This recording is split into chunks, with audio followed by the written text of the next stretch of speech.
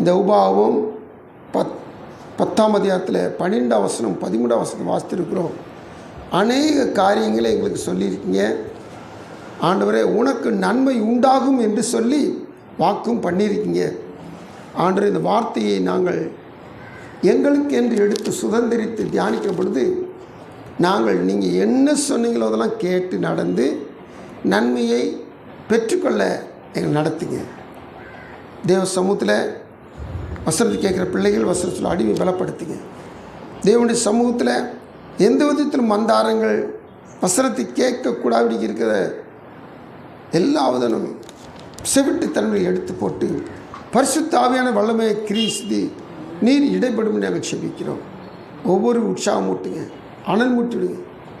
ஆவிக்குரிய வாழ்விலும் குடும்ப காரியங்களுடைய பிள்ளைகள் நன்மையை பெற்றுக்கொள்ள நடத்துங்க. ஆண்டுடைய கரம் ஆலோசிட்டு ஆண்டவரே, வசனம் சொல்லுகிற அடிமை அபிஷேகித்து அபிஷேகம் வார்த்தையில் நிரப்பி நீங்கள் பயன்படுத்த முடியாது மீட்பர் இயேசுவின் மூலம் பண்ணுகிறோம் ஜெபங்களும் நல்ல பிதாவே, ஆமென். ஹல்லேலூயா, ஹல்லேலூயா. கர்த்தருடைய நாமம் மகிமைப்படுவதாக. ஆண்டவராய் தெய்வம் இந்த உபாகமத்தின் புஸ்தகத்தில் ஆண்டவர் அநேக காரியங்களை மோசே மூலம் தம் ஜனங்களோடு பேசி வருகிறார்.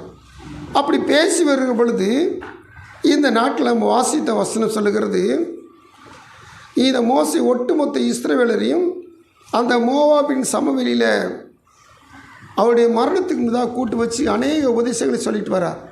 அப்படி அநேக காரியங்களை உபதேசங்களை சொல்லுகிற பொழுது இப்போது இந்த 10ஆம் அதிகாரம் 12ஆம் வசனம் சொல்லுகிற காரியம் என்ன சொல்லி கேட்டிங்கன்னா, இஸ்ரவேல், நீயும் தேவனாய் கர்த்தருக்கு முதல்ல பயப்படணும், அவர் வழியில் எல்லாம் நடக்கணும், அவரிடத்தில் அன்பு கூற வேண்டும், உன் முழு இருதயத்தோடும் உன் முழு ஆத்மாவோடும் தேவனாய் கர்த்தரை சேவிக்க வேண்டும். நான் இன்று உனக்கு கற்பிக்கிற கர்த்தருடைய கற்பனைகளையும் அவருடைய கட்டளைகளையும் உனக்கு நன்மை உண்டாகும்படி கை கொள்ள வேண்டும். இப்போது அவர் தொடர்ச்சியாக சொல்கிறாரு, என்பதையே அல்லாமல் வேறு எதை உன் தேவனாய் கர்த்தரிடத்தில் கேட்கிறார், இதைத்தான் உன் தேவனாய் கர்த்தரோட கேட்கிறார் சொல்கிறத சொல்லி முடிக்கிறார். நமக்கு இந்த வார்த்தையை நம்ம ஒரு முடிவுக்கு கொண்டு வந்து வேறு எதை உங்கள்கிட்ட கேட்குறான்றதை நாம் வசனத்தில் முடிவு பகுதியாக இருந்தாலும் நமக்கு தேவனாய் கர்த்தர் அருள் செய்கிற வார்த்தையாக உனக்கு நன்மை உண்டாகும்படி கை கொள்ள வேண்டும் என்கிற வார்த்தையை நமக்கு சுதந்திரித்து கொள்கிறோம். கர்த்தருக்கு ஸ்தோத்திரம். அதில் முதல் காரியமாய் கர்த்தர் சொல்லுகிற காரியம் என்னது?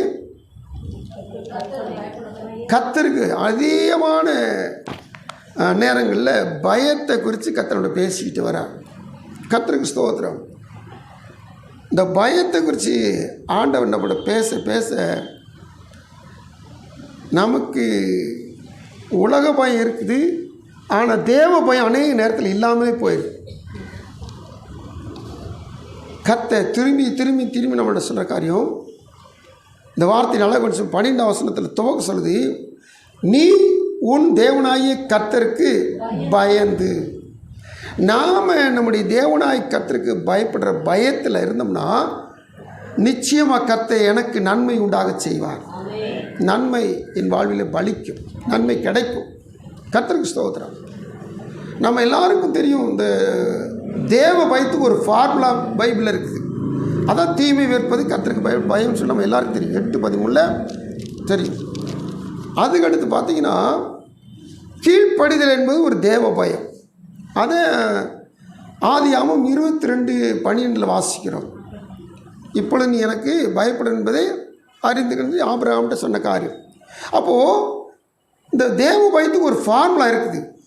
ஆனாலும் இந்த நாட்டில் நாம் இன்னும் ஒரு காரியத்தை நம்ம எல்லாருக்கும் அடிக்கடி வாசிக்கிற வேத பகுதியில் இருக்கிற காரியத்தில் தேவனாய் கர்த்தருக்கு பயப்படுற பயம் எதை கொண்டு வருகிறது என்பதை நாம் இந்த நாளில் கற்றுக்கொள்ள போகிறோம். இதையும் சேர்த்து வாசிக்க போகிறோம். நாம் சொன்ன நீதிமொழிகள் ஆதியாகமம் எல்லாத்தையும் சேர்த்து நம்ம தியானிக்க போகிறோம். ஆனாலும் இப்போது நம்ம எல்லோரும் எடுத்துக்கணும் 19ஆம் சங்கீதம் 9ஆம் வசனம். அதில் என்ன போட்டிருக்குது? சங்கீதம் 19 என்றைக்கும் நிலைக்கிறதுமாய் இருக்கிறது. இந்த வசனத்தை நல்லா கவனிச்சு பாருங்க. இதில் வார்த்தையினை துவக்க சொல்லுது, கர்த்தருக்கு பயப்படுகிற பயம் சுத்தம்.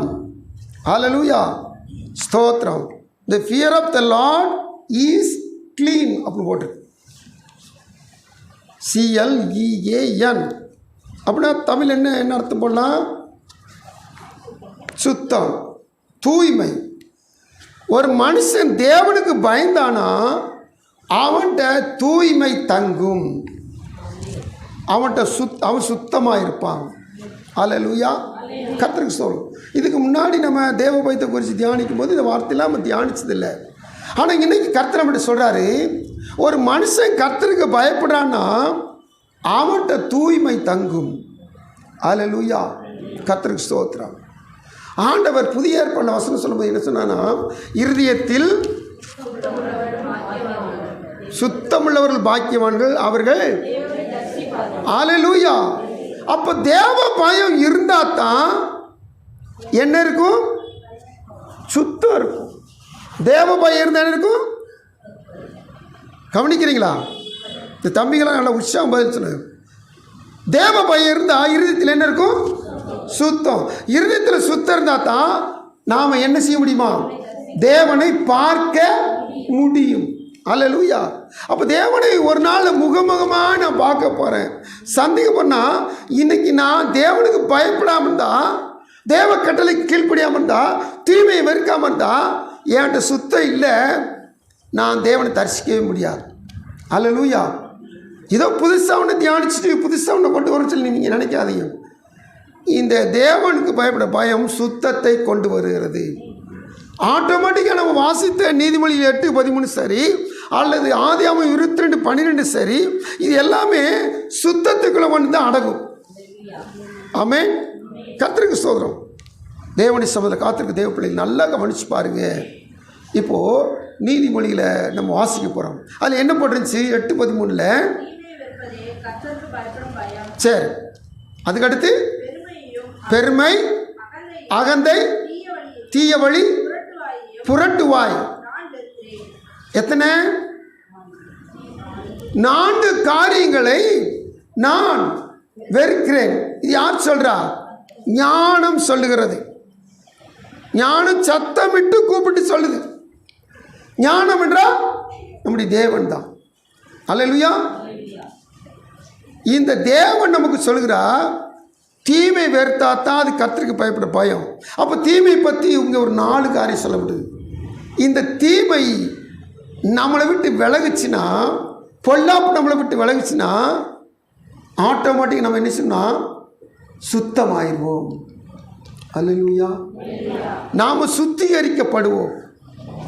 இந்த சொல்லப்பட்ட காரியத்தை 4 திரும்பி சொல்லி பாருங்களேன். என்னென்ன இருக்குது? பெருமை. பெருமை இருந்தாவே அது தேவனுக்கு என்ன செய்யும்? எதிர்த்து நிற்கும். தெரிஞ்ச காரியத்தை ஏன் சொல்றதுக்கு தயங்குறீங்க? பெருமை இருந்தாவே தேவனுக்கு பிடிக்காது. அப்போ பெருமை இல்லாத உள்ளந்தான், தாழ்மையுள்ள உள்ளந்தான் கர்த்தருக்கு பிடிக்கும். அப்போது இந்த பெருமை இருந்தால் அது மேட்டிமை, இருமாப்பு, அகந்த எல்லாத்தையும் கொண்டு உள்ள அடக்கி நிற்கும். அப்படி இருக்கும்போது என்கிட்ட இருள் என்ன செய்யும்? அதிகமாக ஆதிக்கம் செய்யும். பிசாசு என்ன செய்வான்? அவன் பெருமைக்கு தலைவன். அவன் என்ன செய்வான்? என்னை ஆட்கொண்டு முழுசாக நடத்துவான். இப்போ என்கிட்ட என்ன இருக்குன்னா உள்ள தூய்மையே இருக்காது. அப்போது வசனம் சொல்லுது 19:9 சங்கீதத்தில் வாஸ்தவம், கர்த்தருக்கு பயப்படுகிற பயம் சுத்தம். இந்த சுத்த இருதயத்தை கர்த்தர் விரும்புகிறவராக இருக்கிறார். இப்படி சுத்தம் என்கிட்ட இருந்துச்சுன்னா நான் நன்மையை சுதந்திரித்துக் கொள்வேன், எனக்கு நன்மை உண்டாகும். ஹல்லேலூயா. காரியத்தின் துவக்கத்தை பார்த்துருக்கணும், நல்லா கவனிங்க.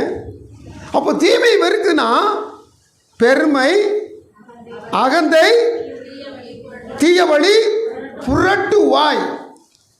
இந்த 4 நம்ம தனித்தனியாக நம்ம யோசித்து பார்த்தோம்னா ரொம்ப நேரம் யோசித்து பார்க்கலாம். ஆனால் ஒவ்வொன்றும் பாவகரமான செயல்கள், ஒவ்வொன்றும் இருளின் ஆதிக்க கிரியில் தன்மைகள் இதெல்லாம் நம்ம என்ன செய்யணும், அகற்றி விட்டு இந்த தீமையை விலக்கி விட்டு நாம் என்ன செய்யணும்னு சொல்லி கேட்டிங்கன்னா 34ஆம் சங்கீதத்தில் நமக்கு ஒரு ஃபார்முலா ஆண்டு சொல்லி வச்சுருக்கிறாரு.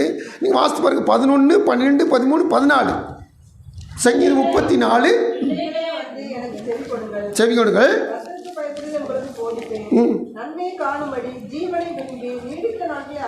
நீங்க நன்மையை காணும் சொல்லி நினைக்கிறீங்கல்ல, நீங்க ஜீவனை விரும்புறீங்கல்ல, நீடித்த நாட்களை நீங்க விண்ணப்பம் பண்றீங்கல்ல, நீங்க செய்ய வேண்டிய காரியம் என்ன? இப்போ இங்கேயும் சொல்லப்படுகிறது 13ஆம் வசனத்துல, உன் நாவை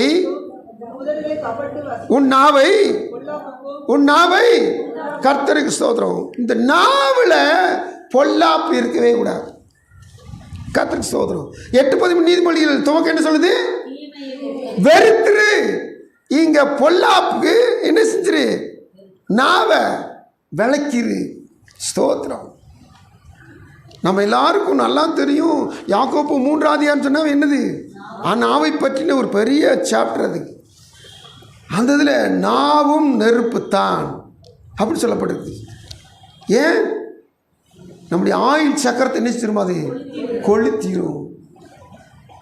பொல்லாங்கு நிறைந்த உலகம் சொல்லி போட்டிருக்காங்க. என்ன உலகமா? பொல்லாங்கு நிறைந்த உலகம் நாவு. அப்போ இங்கே 34 சங்கீதத்தில் 13 முதல் பகுதி சொல்லுது, உன் நாவை பொல்லாப்புக்கும். கர்த்தருக்கு ஸ்தோத்திரம். இந்த நாவில் தான் பொல்லாப்பு வெளிப்படும். ஸ்தோத்திரம். இந்த நாவில் தாங்க நல்லா கர்த்தரை ஸ்தோத்திரம் பண்ணுறது. ஞாயிற்றுக்கிழமை அப்புறம் திங்கள் கிழமை தொடங்கி சனிக்கிழமை வரைக்கும் இந்த நாவில் தான் தகுதி இல்லாத சொற்களை பயன்படுத்துறது. ஜாக்கிரதை.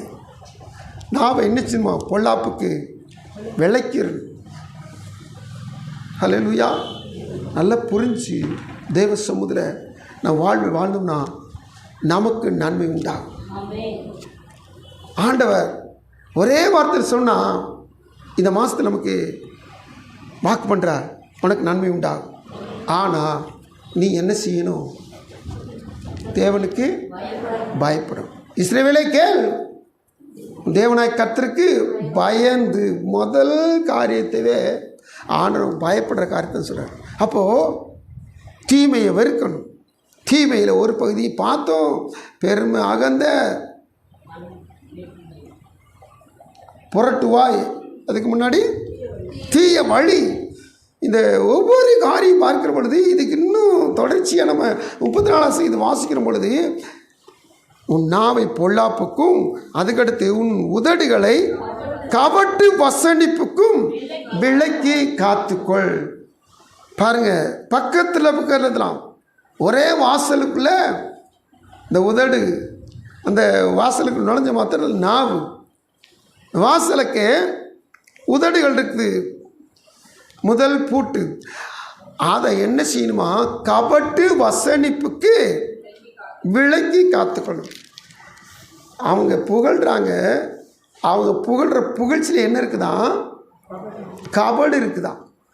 அவங்க வசனித்து பேசுகிறாங்க. ஸ்தோத்திரம். அப்போது நம்மலாம் தமிழ் பழமொழி சொல்லுவாங்க, உள்ளொன்றும் புறமொன்று வைத்துன்னு சொல்லுவாங்க. அல்லது நம்ம தமிழ் மக்கள் சொல்லுவாங்க, நம்ம ஊர் மக்கள் சொல்லுவாங்க, நுனி நாக்கு அப்படி பாசத்தை வெளிப்படுத்துமா, அடி நாக்கு கசப்பை வெளிப்படுத்துமா.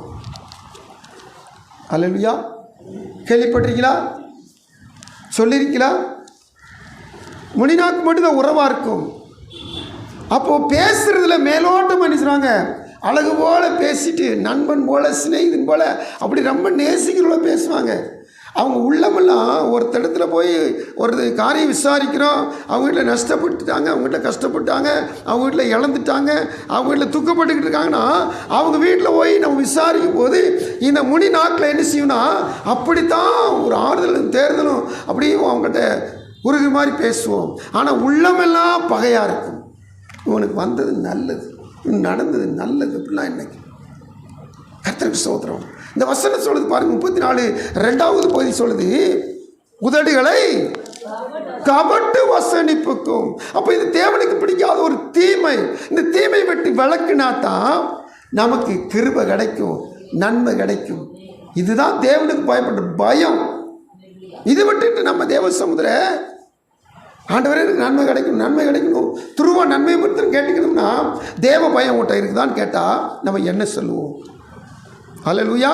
அடுத்தபடியாக 14 வசனம் வாசிக்கணும். 34:14 தீமை விட்டு விலகி, திரும்பமா அதே ஃபார்முலா வருது, அதே சட்டம் வருது.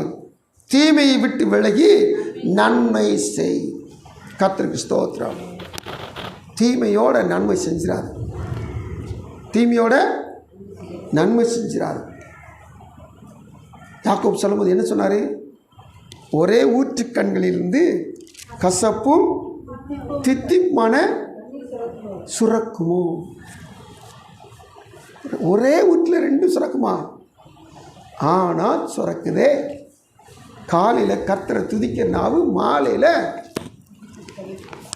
ஜனங்களை சபிக்குது, தூசிக்குது, பேசுது, ஏச்சுது. இது நல்லதா?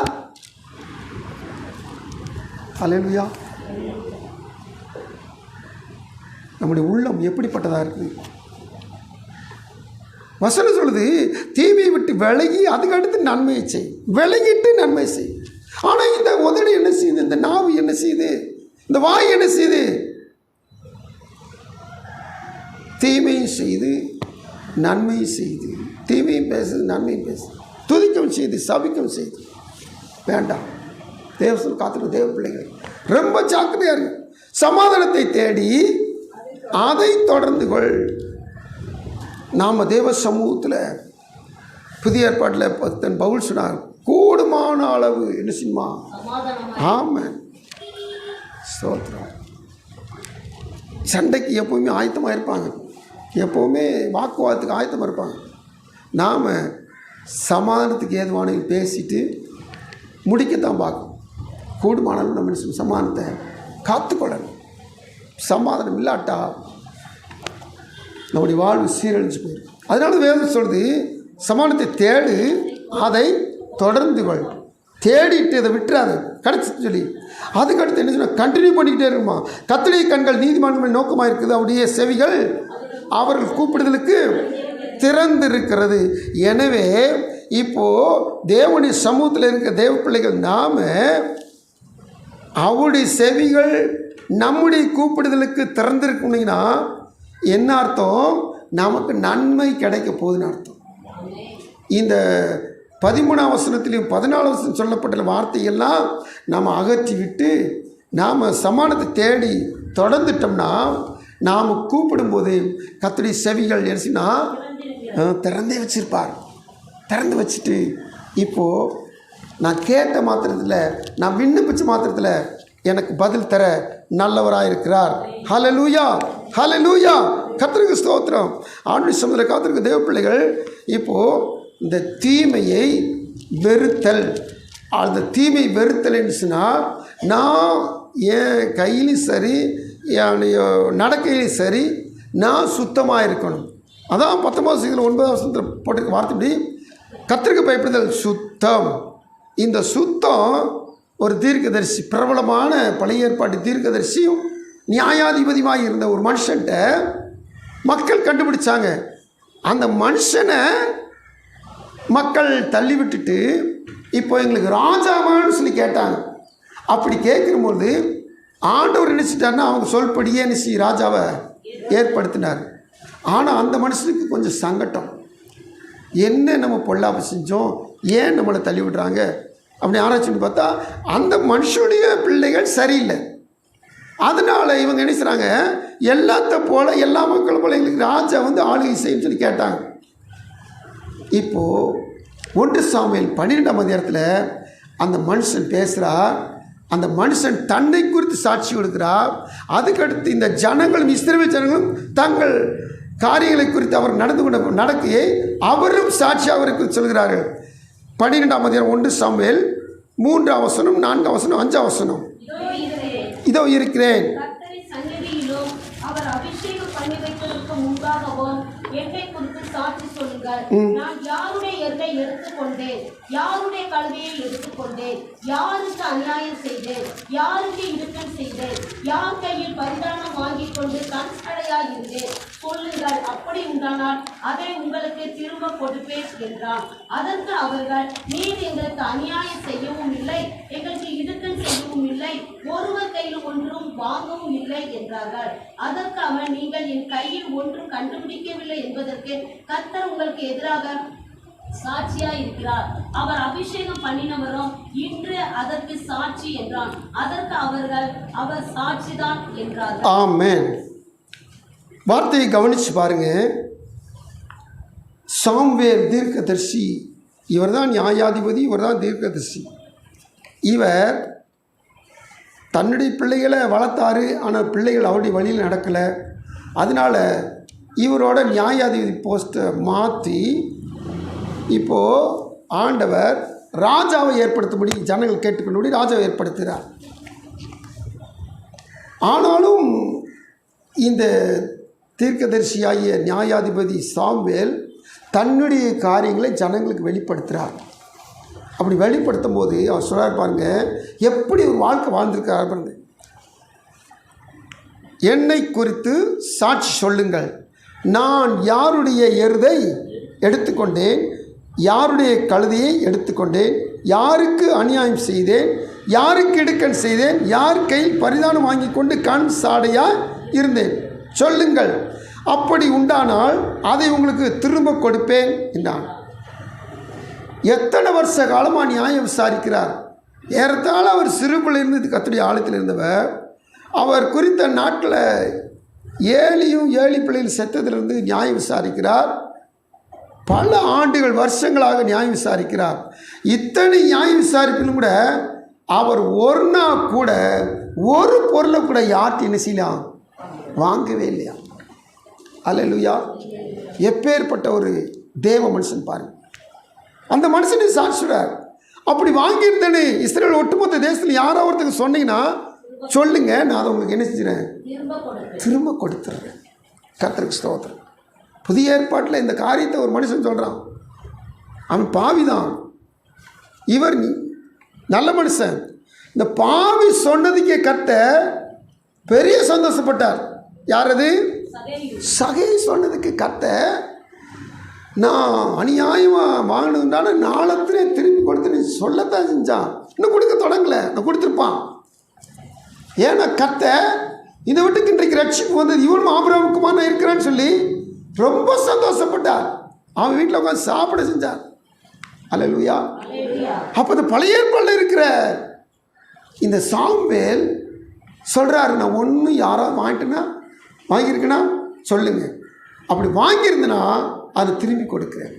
அப்போது ஒரு வாழ்க்கையில் இதுவரைக்கும் என்ன சில லஞ்சம் வாங்கினதே இல்லை, எக்ஸ்ட்ரா எதுவும் வாங்கினதே இல்லை. அவர் உண்டு, அவர் வேலை உண்டு மாத்திரம் இருந்தார். அல்லேலூயா.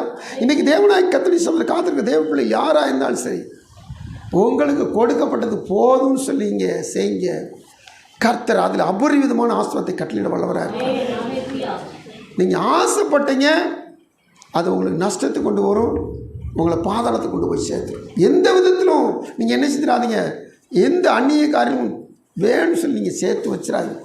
அல்லது அநியாயமாக எந்த ஒரு திரவியத்தை, அநியாயம் எந்த ஒரு காரியத்தை, ஒரு சல்லி பைசான்னு சொல்லுவாங்க, நையா பைசான்னு சொல்லுவாங்க, எதுலேயுமே நீங்கள் என்ன செய்றாங்கன்னா எக்ஸ்ட்ரா வாங்கிறாங்க. அல்லேலூயா. இப்போது அதற்கு அவர்கள் சாட்சி திரும்பி சொல்கிறாங்க, நீர் எங்களுக்கு அநியாயம் செய்யவும் இல்லை, எங்களுக்கு இடுக்கண் செய்யவும் இல்லை, ஒருவர் கையிலும் ஒன்றும் வாங்கவும் இல்லை என்றார்கள். அப்போது இவனுடைய சாட்சி மெய்யாயிட்டா? தன்னைத்தானே சாட்சினா அது உண்மையாக இருக்காது. ஆனால் இப்போ ஜனங்கள் முன்னாடி சொல்கிற போது ஜனங்கள் சேர்ந்து நீங்கள் ஒன்றும் வாங்கவே இல்லை. கர்த்தருக்கு ஸ்தோத்திரம். தேவ சமூகத்தில் காத்திருக்கிற தேவ பிள்ளைகளே, இப்போது ஆண்டுடைய சமூகத்தில் இந்த ஆண்டவாய் தெய்வம் இந்த சாமுவேலுக்கு எவ்வளவு பெரிய நன்மை செய்தார். இந்த சாமுவேலை குறித்து பின்னாடி இருக்கிற சங்கீதக்காரும் பின்னாடி இருக்கிற தீர்க்கதரிசி புஸ்தகத்திலும் சாமுவேலை குறித்து சொல்கிறதுக்கு காரணம் இதுதான். சாமுவேலை புகழ்ந்து பேசுறதுக்கு காரணம் இதுதான். அவர் தீமையை வெறுத்தவர், அவர் கர்த்தருக்கு பயப்படுற சுத்தத்தினால் நிறைந்தவர். அல்லேலூயா. கர்த்தருக்கு ஸ்தோத்திரம். அவனுடைய வசனம் சொல்லுது பாருங்க, பரிசுத்த ஸ்தலத்தில் நிலைத்திருக்க நம்முடைய கைகளில் சுத்த வேண்டுமா, இருதயத்திலும் சுத்த வேண்டுமா. நம்ம எங்கே வாசிக்கிறோம்? சங்கீதம் 24, 3, 4, 5 வசனங்களை வாசிக்கிற பொழுது இங்கே நன்மை உண்டாகிற காரியத்தையும் தேவனுக்கு பயப்படினால இருக்கிற சுத்தத்தையும் குறித்து சங்கீதக்காரர் நமக்கு விளக்கி காண்பிக்கிறார். சத்தம் வாசிகள் 24, 3 வாசிங்க. யார் கர்த்தருடைய பர்வத்தில், ஆமென், யார் ஏற முடியும்? சரி, அதுக்கடுத்து ஏறின பிற்பாடு யார் அவருடைய பரிசுத்த ஸ்தலத்தில், ஏன் 2 ஆப்ஷன் கொடுத்துருக்காங்க? அல்லேலூயா, ஸ்தோத்திரம். அப்போது தேவ சமூகத்தில் ஆரம்ப காலத்தில் நம்ம தியானிச்சு நல்லா ஞாபகம் இருக்குது. ஏறிடலாம். எதில் கண்டுபிடிக்கிறோம்? மொத்த 25 கண்டுபிடிக்கிறோம். ஒரு நாளில் அந்த வலது பக்கமும் இடது பக்கமும் செம்மறி ஆடுகளை மேய்ப்பன் பிரிக்கிறது போல தேவனாய் கர்த்தருக்கு முன்னதாக வலது பக்கத்திலும் இடது பக்கத்திலும் ஜனங்கள் உலகத்திற்கு எல்லாத்தையும் 2ஆய் பிரிந்திருப்பார்கள். அப்போது உன்னத வரைக்கும் போய் நியாயத்திற்கு வரைக்கும் போய் மகிமையின் தேவனை தரிசிக்கவும் செய்யலாம். ஆனால் இடது பக்கத்தில் இருக்கிறவங்க எப்போதும் அந்த பிரசன்னத்தில் இருக்க முடியாது. அல்லேலூயா. அவங்க நியாயத்திற்கு வரும்போது நம்ம வெளிப்படுத்தி நிற்கிறோம், வாசிக்கிறோம். மரணம் தன்னுடைய மரணத்தை எல்லாத்தையும் ஒப்புவிக்கும். கடலில் மறித்தவங்க, தீயில மறித்தவங்க, எங்கெங்கே மறித்தாங்களோ அவங்கெல்லாம் ஆக்சிஜனில் மறித்த எல்லாருமே அங்கே வந்து நிற்பாங்க. நிற்கும் போது இது வரைக்கும் அவங்க என்ன பாடுபட்டாங்களோ தெரியாது. ஆனால் நியாய தீர்ப்பில் அந்த பரிசுத்தரை எல்லாருமே தரிசிப்பாங்க. அந்த நீதியில் நியாயாதிபதி எல்லாருமே பார்ப்பாங்க. பார்த்துட்டு அதுக்கடுத்து நியாய தீர்க்கப்பட்ட பிற்பாடு அவங்க பாதாளத்துக்கு போயிடுவாங்க, நரகத்துக்கு போயிடுவாங்க. இதுவரை பாதாளம், நியாய தீர்ப்பு எடுத்து நரகம். ஆனால் வலது பக்கத்தில் இருக்கிற பரிசுத்தவான்களோ வேதம் சொல்லுகிறது, ஆசிர்வதிக்கப்பட்டவர்களே, உங்களுக்காக ஆயத்தம் பண்ணப்பட்டிருக்கிற பிதாவுடைய ராஜ்யத்தை என்ன செய்யுங்க, சுதந்திரித்து கொள்ளுங்கள். தேவனுடைய ராஜ்யத்தை நீங்கள் என்ன செய்ய, சுதந்திரித்து கொள்ளுங்கள். அப்போ நன்மை உண்டாகும். அப்போ வசனம் சொல்லுது, யார் ஏறுவான், யார் அதில் பரிசுத்த ஸ்தலத்தில் நிலச்சிக்கினா தேவ பயம் வேணுங்க. இந்த நன்மை நமக்கு வேணும்னா நமக்கு கர்த்தருக்கு பயம் வேணும். அல்லேலூயா. இல்லாத பட்சத்துக்கு, தேவ பயம் இல்லாத பட்சத்துக்கு நாம் பரிசுத்த ஸ்தலத்தில் ஏறலாம், ஆனால் அங்கே நிற்க முடியாது, ஸ்டாண்ட் பண்ண முடியாது. கர்த்தருக்கு ஸ்தோத்திரம். எத்தனையோ பேர் இன்றைக்கும் எத்தனையோ பேர் ஆஃபீஸ் போயிட்டு வர்றாங்க. ஆஃபீஸ் போனமே, இந்த நேர்முகத்தேர்வுக்கு போனமே அந்த ஆஃபீஸை பார்த்து அவங்களுக்கு ஒரு மனசுக்குள்ள சந்தோஷமாக இருக்கும். இந்த ஆஃபீஸுக்கு வந்திருக்கிறோம், இந்த ஆஃபீஸில் வேலை கிடச்சினா எப்படி இருக்கும். ஆனால் ஒரு 5 பேர் அந்த ஆஃபீஸில் தேர்ந்தெடுக்கணுங்கன்னா 50,000 பேர் கூட வருவாங்க. 50,000 கூட அப்ளிகேஷன் போடாங்க. குறைஞ்சபட்சம் ஒரு 10,000 20,000 பேர் கூட என்ன செய்வாங்க, இன்டர்வியூ அட்டென்ட் பண்ணுவாங்க. இந்த ஆஃபீஸை பார்த்தவங்களுக்கு மன மகிழ்ச்சியாக இருக்கும். ஆனால் தேர்ந்தெடுக்கப்பட்ட 5 நபர்கள் மட்டும்தான் என்ன செய்வாங்க, வேலை பார்க்க முடியும். அப்போது அவங்க தான் அழைச்சி நிற்கிறாங்க. அல்லேலூயா. அவங்க தான் தகுதியுடைய பாத்திரம். ஒருவேளை அலுவலகத்தில் வேலை பார்க்குறதுக்கு அவங்க தகுதியுடைய பாத்திரம், படிச்சிருக்கலாம், அவங்க அனுபவம் இருக்கலாம், அல்லது நல்ல திறமை இருக்கலாம். ஆனால் இங்கே திறமையோ அனுபவமோ கிடையாது. தேவ பயம் நம்மகிட்ட காணும். தேவனுக்கு பயப்படுற பயம் காணப்படும். நான் தேவனுக்கு பயப்படுறேன்னா, கர்த்தருக்கு பயப்படுற பயம் சுத்தம். அப்போ அது என்ன சுத்தம்னு சொல்லும்போது அடுத்த வசனம் 24 சொல்லப்படுது, கைகளில் சுத்தம். கர்த்தருக்கு ஸ்தோத்திரம். என் கைகள் என்ன செய்யுமா, சுத்தம். 2வது சுத்தம், இருதயத்தில் சுத்தம். இருதயத்தில் சுத்தம். கர்த்தருக்கு ஸ்தோத்திரம். ஆண்டுடைய பார்த்தபடியில் காத்திருக்க தேவ பிள்ளைகள் நம்ம கண்டுபிடிச்சிங்க, நம்ம கையில் சுத்த வேண்டும். கைகளில் கரைப்படிந்த கைகளாக இருந்தோம்னா நிச்சயமாக நாம் பரலோகத்தின் தேவன்கிட்ட போய் நிற்க முடியாது. கர்த்தருக்கு ஸ்தோத்திரம்.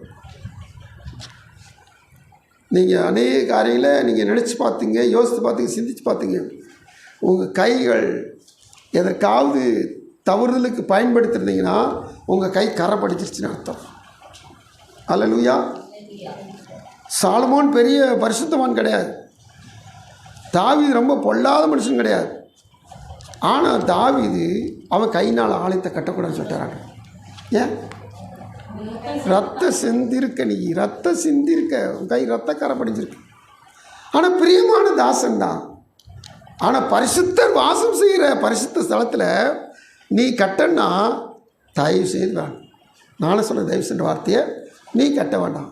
உன் கற்ப பிரபாகிய உன் குமாரன் சிவன் ஆலயத்தை கட்டுவான். ஏன்னா ஆலயம், தேவனுடைய ஆலயம் பரிசுத்தமானது, பரிசுத்தமாக இருக்கிறது. அந்த ஆலயத்தை கட்ட கரை படிஞ்ச உன் கை வேண்டாம், உன் மகன் கட்டுவான். அல்லேலூயா. அப்போ கைகளில் சுத்தம். பூமியில் ஆலயத்தை கட்டினானோ கட்டலையோ, கர்த்தருடைய சமூகத்துக்கு அவன் முதலாக போயிட்டான். கர்த்தருடைய ராஜ்யத்தில் பிதாவுடைய ராஜ்யத்தை சுதந்திரிச்சிட்டான். அல்லேலூயா. அந்தளவுக்கு பெரிய பாக்கியவான். ஆமென். அப்போ ஆண்டுடைய பிள்ளைகள் ரொம்ப ஜாக்கிரதையாக இருக்கணும். இந்த பூமியில் உன் கைகளில் எதை செஞ்சாலும் சரி, நீங்கள் மன்னிப்பு கேட்டுட்டிங்கன்னா, நீங்கள் பரிசுத்தருடைய ஒப்புரவாகிட்டீங்கன்னா, நிச்சயமாக கர்த்தர் உங்களை ஏற்றுக்கொள்ள சேர்த்துக்கொள்ள வல்லவராயிருக்கும். அல்லையா. கைகளில் சுத்தம், இருதயத்தில் மாசு இல்லாமை. அப்போது நான் புதிய ஏற்பாட்டில் ஆண்டவர் இயேசு இருதயத்திலிருந்து புறப்படுவில் எல்லாம் இருதயத்தை, உன் சரீரத்தை தீட்டுப்படுத்தும், வாழ்க்கையை தீட்டுப்படுத்தும். அப்போ இருதயத்திலிருந்து என்னென்ன புறப்படுது? மார்க் 7 எல்லாருக்கும் ஒரு லிஸ்ட் இருக்குது, ஆண்டவர் கொடுத்துருக்க அந்த லிஸ்ட்டு. அந்த லிஸ்ட்டில் பார்க்கும்போது இந்த இருதயத்தை அசிங்கப்படுத்துகிற, இந்த இருதயத்தை நார பண்ணுகிற தீட்டான காரியங்கள் என்னென்ன இருக்குது? மனுஷனுடைய இருதயத்திலிருந்து பொல்லாத சிந்தனை, விபச்சாரம், வேசித்தனம், கொலைபாதகம், களவு, பொருளாசை, துஷ்டத்தனம், கபடு, காமவிகாரம், வன்கண், சோத்திரம், இவையெல்லாம் புறப்பட்டு வந்து மனுஷனை தீட்டுப்படுத்தும். கவனிக்கிறீங்களா? கவனிக்கிறீங்களா? இந்த மனுஷனை சும்மா அந்த பழைய ஏற்பாட்டில் பள்ளியை தொட்டா, உடும்பை தொட்டா, செத்தவன் வீட்டுக்கு போனால், செத்தவன் வீட்டில் இருந்து உட்கார்ந்தவனை இன்னொருத்தன் தொட்டா, இதெல்லாம் தீட்டு பழைய ஏற்பாடில். இது எழுத்தின் பிரகாரமான தீட்டு. கர்த்தருக்கு சோகம். ஒருத்தன் மேலே எச்சி தூக்கிட்டானா அது ஒரு தீட்டு. இதுக்கு சாயந்தரம் வரைக்கும் பாளையத்துக்குள்ளே வரக்கூடாது. சாயந்தரம் வரைக்கும் பாளையத்துக்கு வெளியே இருந்து சாயந்தரம் குளிச்சுட்டு தான் உள்ளே வரும். பாளையத்துக்கு வெளியே தான் இருக்கணும். ரொம்ப நியாயப்பிரமாணத்தில் தீட்டுக்காரிகள் இருக்கு.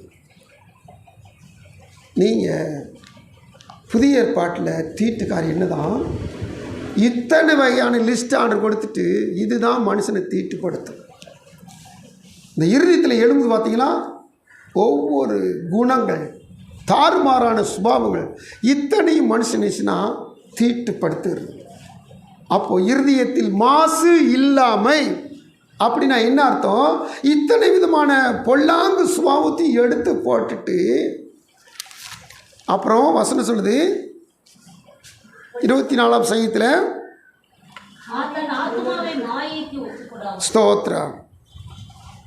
தேவனுடைய சமுதிர காத்துக்கு தேவ பிள்ளைகள், இருதயத்தில் மாசு இல்லாமல் அதுக்கடுத்து இந்த ஆத்மாவுக்குள்ளே வர்றது என்ன செய்யணுமா?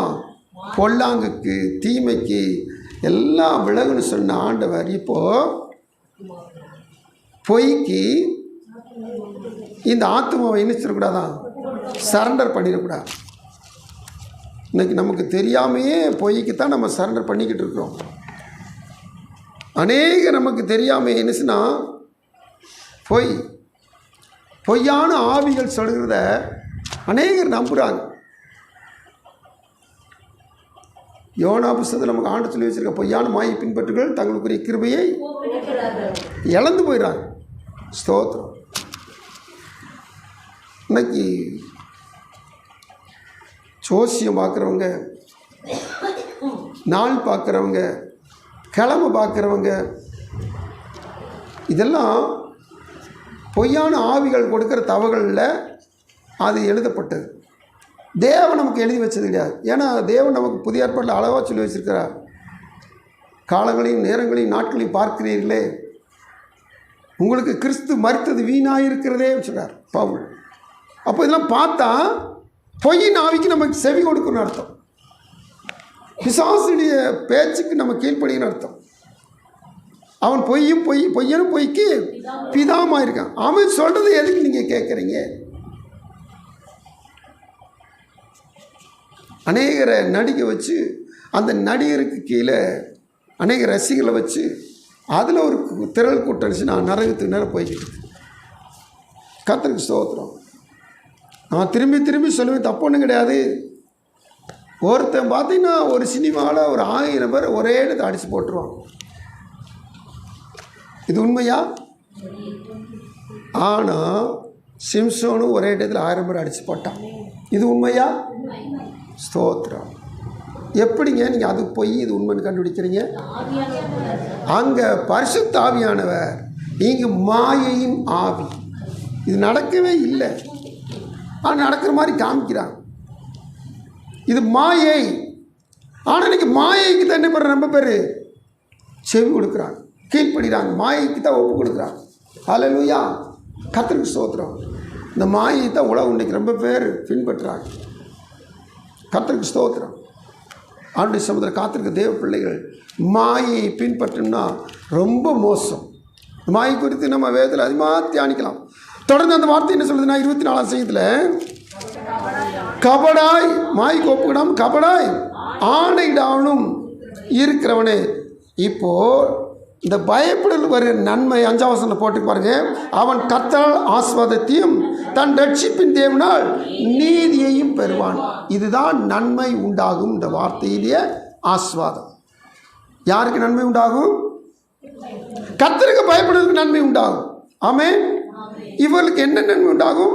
கர்த்தரால் ஆசீர்வாதத்தை பெற்றுக்கொள்வார். ரட்சிப்பின் தேவனால் நீதியை பெற்றுக்கொள்வார்கள். அப்போது இந்த ஆசீர்வாதம் நீதி பெறுகிற பொழுது அவர்கள் வாழ்வு சுகித்திருக்கும், அவர்கள் வாழ்வு செழித்திருக்கும். ஆமென். கர்த்தருக்கு ஸ்தோத்திரம். கர்த்தருக்கு பயப்படுது என்பது சுத்தம். சுத்தம் எப்போ வரும் அப்படின்னு சொல்லி கேட்டிங்கன்னா,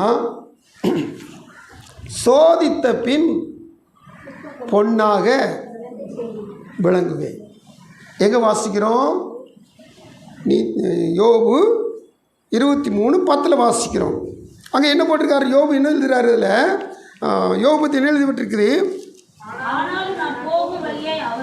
அவர் அறிவார், அவர் என்னை சோதித்த பின் பொன்னாக விளங்குவேன். சோதித்த பின். அப்போது பொன்னாக விளங்குன்னு சொல்லி கேட்டிங்கன்னா, ரா மெட்டீரியல் பார்த்தீங்களா, அதாவது கச்சா தங்கம், தோண்டி எடுக்கப்பட்ட தங்க பொருள் ஜொலிக்குமா? பூமியில் கடந்த, அதாவது என்ன சொல்லுவாங்க, ரா மெட்டீரியல்னு சொன்னால் அந்த மண் தாதுகள் எடுப்பாங்க. அந்த தாதுகள்லேருந்து பிரித்து எடுத்து, இப்போது நம்ம இங்கே இருந்துச்சு பார்த்தீங்களா ஸ்டெர்லைட் ஆலை, அது என்ன செய்யணும்னா வெளிநாட்டுக்கு கப்பல் நிறைய என்ன செய்யும், மண் வரும். அந்த தாது மண்ணுகள் வரும். இந்த மண்ணுகள் என்ன செய்யணும், உலையில் கொடுத்து பிரித்தெடுக்கிற பொழுது அநேக ப்ராசஸ், அந்த வழிமுறையை பயன்படுத்தி அவங்க பிரித்தெடுக்கிற பொழுது இப்போ என்ன செய்யும் சொல்லிக்கிட்டிங்கன்னா, ஒவ்வொரு முறையை பின்பற்றி அவங்க பிரித்தெடுக்கும்போது காப்பர் ஒரு பக்கம் பிரிஞ்சு வரும், கோல்டு ஒரு பக்கம் பிரிஞ்சு வரும். அப்படி ஒவ்வொரு மெட்டல் இருந்துச்சுன்னா அந்த லாரி கணக்கில், டன் கணக்கில், கப்பல் கணக்கில் வந்த மண்ணில் கொஞ்சம் தங்கம், அதிகமான செம்பு, இதெல்லாம் இருந்துச்சுன்னா அதில் கிடைக்கும். அப்போ கிடைக்கும் போது இந்த தாது மண், இந்த பூமியில் இருக்க தோண்டி எடுக்கப்பட்ட மண்ணில் இருந்து வர்ற தங்கம் அது ஜொலிக்கவா செய்யும்? இல்லை. அது பெரிய பெரிய உலைக்களத்தில் போயிட்டு அதுக்கடுத்து இப்போது ரா மெட்டீரியலாக தான் அந்த மெட்டல், அதாவது கோல்டு மெட்டல் வரும். அதுக்கடுத்து எப்போ அது ஜொலிக்குன்னு சொல்லி கேட்டிங்கன்னா, நம்ம ஆபிரகாம் பிரதமர் மாதிரி ஆள்கிட்ட வரும்போது அது இன்னுமா எங்கே போனீங்கன்னா தீக்கில் போகணும், அக்கினிக்கில் போகணும். இது எல்லாம் என்ன சொல்லி கேட்டிங்கன்னா சோதனை. இதெல்லாம் சோதனை அல்லது புடம் அல்லது குகை இதெல்லாம் சொல்லுவாங்க. அப்போ குகைக்குள்ளே போயிட்டு வந்தப்பறம் வெள்ளி நிச்சயம் பொருளாக மாறும். இங்கே புடத்துக்குள்ளே போயிட்டு வந்தப்பறம் தான் இது என்ன செய்யணும், வணையப்படும். அதுக்கடுத்து ஒரு ஜுவலாக ஒரு ஆபரணமாக மாறும். இப்போ இந்த யோபு சொல்கிறாரு, நான் டெஸ்ட் பண்ண பிற்பாடு தான் பொன்னாக விளங்கு. அப்போ இவர் சொல்லுகிற காலகட்டம் என்ன காலகட்டம்? சோதனை காலகட்டம். இவர் என்ன செய்யப்படுகிறார்? சோதிக்கப்படுகிறார். அல்லேலூயா. இவற்றிருந்து சொத்தை எடுத்துட்டா, இவற்றிருந்து சுகத்தை எடுத்துட்டா, இவற்றிருந்து பிள்ளைகள் எடுத்துட்டா, பிசாசு ஒவ்வொரு காரியத்தையும் என்ன செய்யறான்? கொக்கி போட்டு எடுக்க வச்சுக்கிட்டு இருக்கிறான். இப்போ ஒவ்வொரு சோதனையை இவர் கடந்து வந்து கொண்டிருக்கிறார். ஆனாலும் தன் நாவினால் அவர் என்ன செய்யலாம்? பாவம் செய்யல, தேவனை தூசிக்கல, குறை சொல்லலை. அல்லேலூயா. சோதிக்கப்படுகிற காலத்தில் அவர் நான் சோதித்த பின் தான், அப்போ இன்னும் பின் வரல, சோதிப்பு முடியல, பின் தான் நான் பொன்னாக விளங்கு. அப்போது கர்த்தருக்கு பயப்படுற பயம் சுத்தம்னு சொன்னீங்கன்னா, இப்போது இந்த பொன் சுத்தம் ஆகும்னு சொல்லி கேட்டிங்கன்னா எவ்வளவு ப்ராசஸில் அதுக்கடுத்து பொன்னாக விளங்குது. இதுபோல் என்னுடைய வாழ்வில் வருகிற சோதனைகள், இந்த யோபு எத்தனை சோதனை கடந்து வந்தார், அத்தனை சோதனையும் நம்ம டக்குன்னு 1ஆம் இடத்துல 2ஆம் இடத்துல வாசி முடிச்சிட்டோம். ஆனால் அதை அனுபவிச்சா அது தாங்கவே முடியாது. இந்த சோதனையில் கடந்து வந்து தாங்க முடியாது. இத்தனை சோதனையிலும் அவர் கடந்து வந்த பிற்பாடு தான் 42ஆம் அதிகாரத்தில் வாசிக்கிறோம், முன்னிலைமை பார்க்கிலும் பின்னிலைமை அதிகமான ஆஸ்வாதம். அதில் அந்த வசனம் வாசி 16-17 வாசிங்க. 42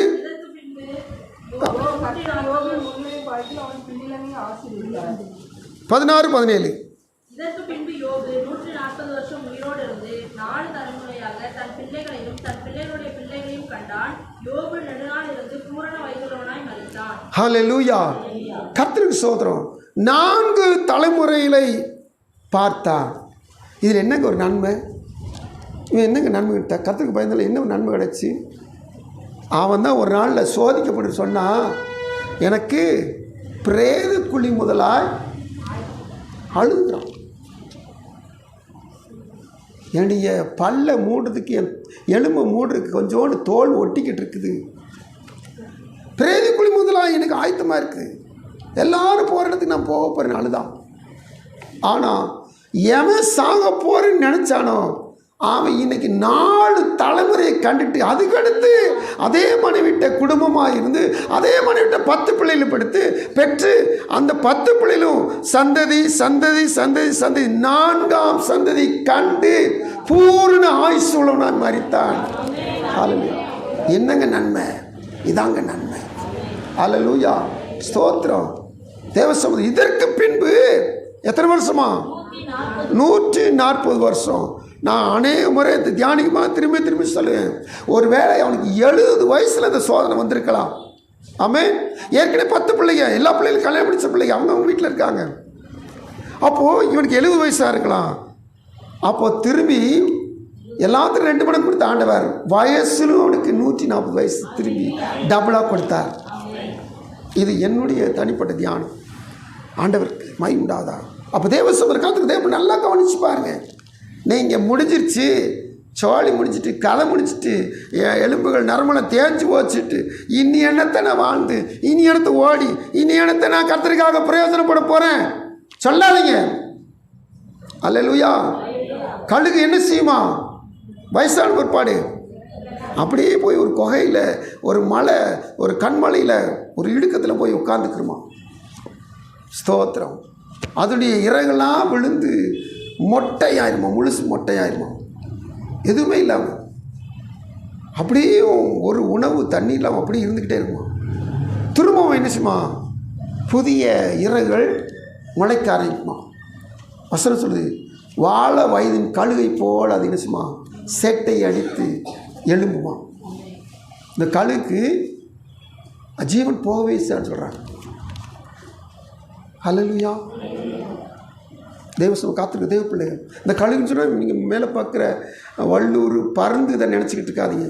கழுகு என்பது ஒரு மனுஷனுடைய பிரேதத்தை முழுசாக தூக்கிட்டு போயிடும். அதுதான் கழுகுன்றது, பெரிய உருவம் கழுகு என்பது. ஆண்டு சொல்ல காத்திருக்க தேவ பிள்ளைகளே, தேவனாய் கத்திரிசோல உலக பிராமண ஒரு பறவைக்கு அப்படிப்பட்ட ஒரு கிருபை இருந்துச்சுன்னா, தேவ பிள்ளைக்கு அதை காட்டிலும் அதிகமான கிருபையை கர்த்தர் தரவல்லவராக இருக்கிறார். இதுதாங்க கர்த்தருக்கு பயத்தினால் வருகிற சுத்தம், இந்த சுத்தத்தினால் வருகிற நன்மை. அல்லேலூயா, கர்த்தருக்கு ஸ்தோத்திரம். இதைத்தான், இந்த சுத்தத்தை தான் இந்த யோபுட்ட மாத்திரமில்லை, இந்த ஆபிரகாம்கிட்டையும் நம்ம பார்க்குறோம். 22 அதிகாரத்தில் வாசித்தோம்ல, 12 வசனம் தானே, இப்பொழுது நீ எனக்கு பயப்படு என்பதை அறிந்திருக்கிறேன். கர்த்தருக்கு ஸ்தோத்திரம். அப்போ இதுவரைக்கும் ஆபிரகாம் நடவடிக்கை இப்பொழுது அறிந்திருக்கேன்னு சொல்றாரு. அப்போ இதுவரைக்கும் கண்டுபிடிங்க இல்லை, கீழ்ப்படிவார், அப்புறம் ஒதுங்குவார். ஆமென். கர்த்தருக்கு ஸ்தோத்திரம். கொஞ்சம் வழி விலகினாலும் கூட கர்த்தருக்கு ரொம்ப சங்கடமாக இருக்கும். 16ஆம் அதிகாரத்தில் வழி விலகிட்டார். அது ரொம்ப கர்த்தருக்கு சங்கடம். 13 வருஷமாக ஒரு தொடர்பு இல்லாமல் போச்சு. ஆனால் திரும்பவும் அந்த மனுஷனை தேடி வந்து திரும்பவும் பிராமிஸை புதுப்பிக்கிறார், திரும்ப வாக்குத்தத்தத்தை புதுப்பிச்சுட்டு அந்த மனுஷனை செவையான வழி நட, எனக்கு முன்னாடி நட, நீ யாருக்கு முன்னாடி நடந்துடா, எனக்கு முன்னாடி நடக்க வைக்கிறார். இப்போது இவன் ஸ்திரமாயிட்டான், ஸ்டடி ஆகிட்டான், நல்லா ஓடுறான், ஆவிக்குரிய காரியங்கள் நல்லா ஸ்டடி ஆகிட்டான். இப்போ ஒரு டெஸ்ட்டு. அல்லேலூயா, ஸ்தோத்திரம். ஆகார் இருக்கான்னு சொன்னால் இந்த டெஸ்ட்டில் தோற்று போனார். சாராள் நிமித்தமாக டெஸ்ட்டில் நினச்சிட்டாரு, தோற்று போனார். இல்லைப்பா, ஆகார் இருந்தால் இருந்துட்டு போகுது, நமக்கு கர்த்தர் கொடுப்பார் அப்படின்னா டெஸ்ட்டில் ஜெயிச்சிட்டார்னு அர்த்தம். அப்படியா, நமக்கு வயசாகிட்டதுனால ஆகார்கிட்ட நம்ம வாழ்ந்தால் நமக்கு ஒரு பிள்ளை கிடைக்குமா, அந்த பிள்ளை மூலம் நமக்கு சந்ததி கிடைக்குமா, இப்போ டெஸ்ட்டில் தோற்று போயிட்டார். அப்போது அங்கே ஒரு பயம் அத்து போச்சு.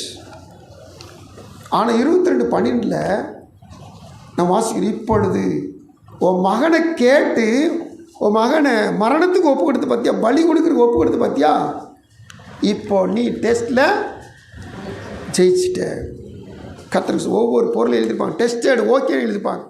சோதிக்கப்பட்ட பொருளை, இந்த மோட்டரை வாங்குறோம், நம்ம மோட்டரை என்ன செய்வாங்க, இது செக் பண்ணி பார்த்தா தான் இது சரியாக ஓடும்.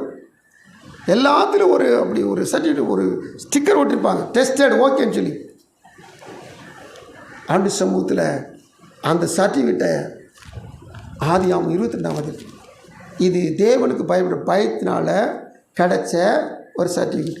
இந்த சர்டிஃபிகேட் கிடைச்சதுக்கு அடுத்து தான் ஒரு பயங்கரமான ஒரு வார்த்தை சொல்கிறார். நம்ம இதுவரைக்கும் அந்த வார்த்தையை வாசித்திருக்கோம் அடிக்கடி, ஆனால் இன்றைக்கி அதை கண்டுபிடிக்கிற பாருங்கள். 22ஆம் அதிகாரம் 15 வாசிங்க.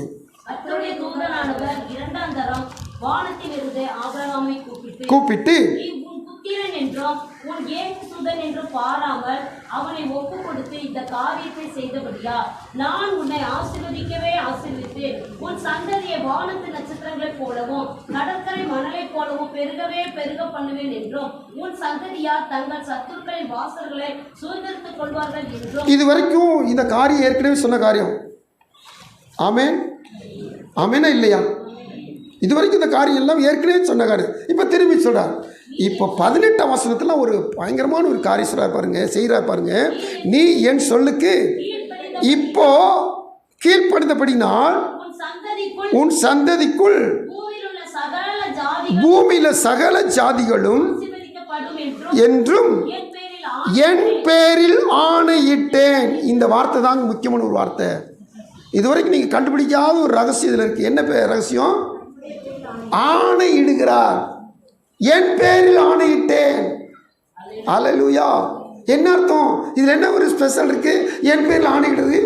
இதுவரைக்கும் வாக்கு தத்துவமாகவே அங்கே இருந்துச்சு. இப்போது அது ஆணையிட்ட மாத்திரத்தில் அது வாழ்க்கையில் பலிக்குது. கர்த்தருக்கு ஸ்தோத்திரம். கொடுக்கப்பட்டது எல்லாமே வாழ்க்கையில் பலிக்கிறது. கர்த்தருக்கு ஸ்தோத்திரம். நீங்கள் உங்களுக்கு தெரிஞ்சவங்கள்ட்ட போய் பேசிக்கிட்டு இருக்கீங்க, உங்கள் காரியெல்லாம் சொல்லிக்கிட்டு இருக்கீங்க, உடனே உங்கள் மேலே அவர் என்ன செய்கிறார்? இறக்கப்பட்டு உங்கள் கடன் எவ்வளவு? 50,000 ரூபா. சரி, 50,000 ரூபாய்க்கு உங்கள் மேலே இறக்கப்பட்டு சார் ஒரு செக் எழுதி கொடுத்துட்டார். இந்த செக்கு உங்கள் கையில் இருக்குது. கடன் அடைச்சிட்டிங்களா? இல்லை.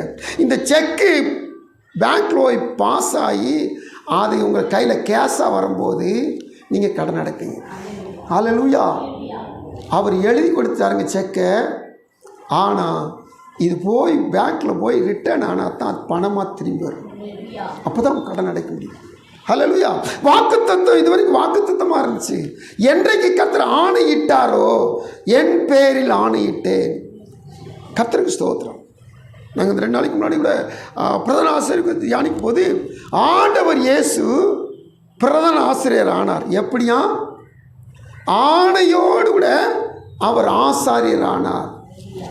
ஆரோன் அவங்களாம் ஆரோன் சந்தையெல்லாம் அழைக்கப்பட்டு ஆசிரியர் ஆனாங்க. வா ஆசிரியர் சொல்லி. ஆனால் கிறிஸ்து இயேசு ஆணையினால் ஆசிரியர்.